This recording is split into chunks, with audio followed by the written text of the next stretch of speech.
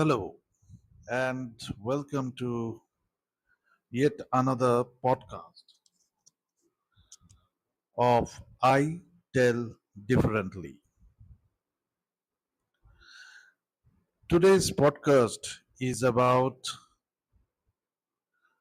my visit to Mussourie when the mist spoke my name. Now, whatever I will tell you, it may be true, may not be true. I can't say. But it has happened with me. That is why I am sharing with you. It was the summer of 2010, nearly 15 years ago, when we drove up the winding road from Dehradun, the air growing crisper, pine scented, and tinged with something I couldn't name. Our hotel sat just at the entry point of Mussoorie, an old colonial structure, quietly majestic, clinging to the hillside like a relic from another time. The terrace greeted us first, wide and open, with crumbling railings and moss streaked tiles. From its edge, the hills rolled out like green waves, disappearing into a mist that clung low like an old, tired secret. To one side stood a wooden reception counter, dimly lit and slightly tilted, with a brass bell that had likely summoned British officers once upon a time. All around other hotels jutted out from the slopes, their windows peering like watchful eyes through the foliage. Our room was neither grand nor cramped, a cozy nest for three, the bed, covered in heavy embroidered linens, sat to the left as we entered. A carved wooden cupboard stood solemnly on the opposite wall, its doors swollen slightly with age. A single window framed the fog-veiled valley, and beside it, two antique chairs flanked a table that creaked under the weight of silence. The wallpaper, peeled at the corners like tired parchment, and the scent of old rosewood and dust hung in the air. Everything felt paused, like the hotel was listening.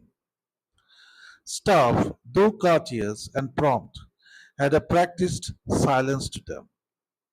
Smiles didn't quite reach their eyes. We noticed quickly we were the only guests.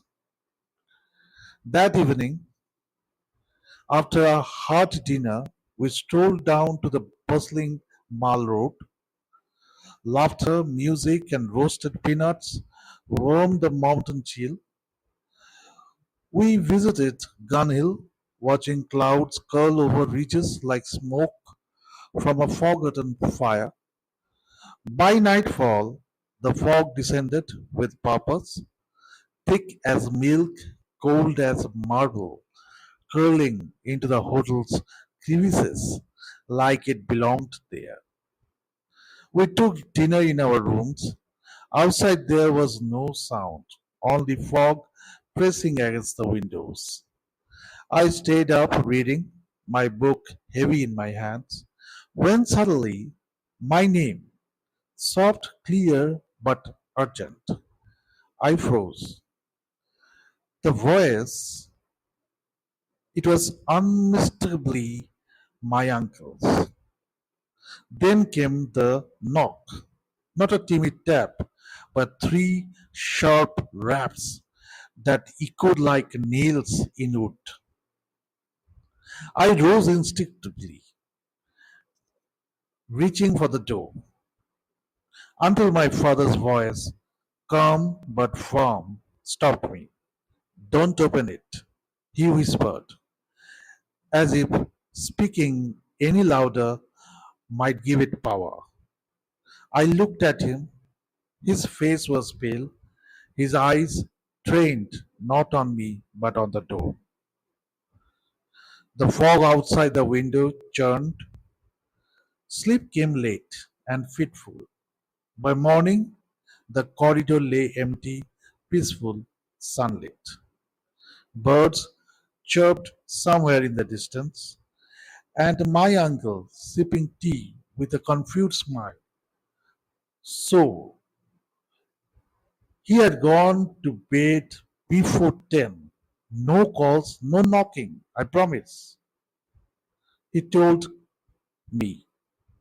I was astonished and, of course, surprised. Even now, that night clings to memory like mist to pine needles. Cold, inexplicable. Mussourie is beautiful, yes, but beneath its charm lies something older, something waiting. I once thought ghosts, spirit, etc. belong to the fiction. Now, even after 15 years, I am not so sure. Thanks.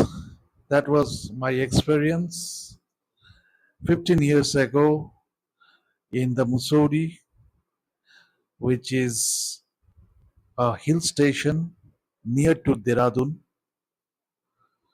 That was quite an experience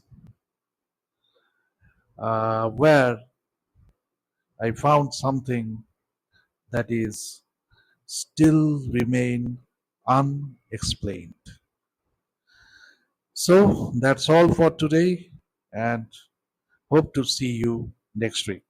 And yes, if you like this story, or what can I say, experience, kindly like, share, and subscribe.